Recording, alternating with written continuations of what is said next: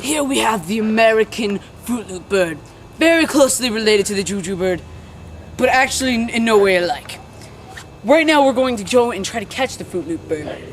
If you're ever trying to find a Fruit Loop bird in your area, it's very similar sounding to the Juju bird.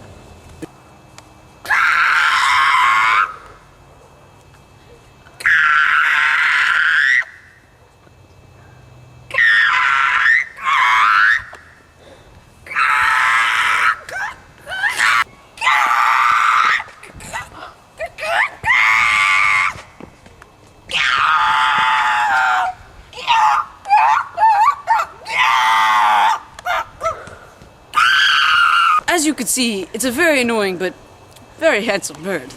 I'm gonna have my friend Enrico, who's a specialist on the bird, come in and tell you a bit about it. Come here, Enrico. It's very pretty! Thanks, Enrico.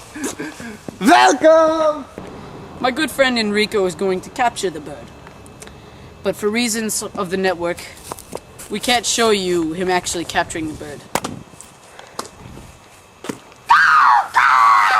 7, 7, 9!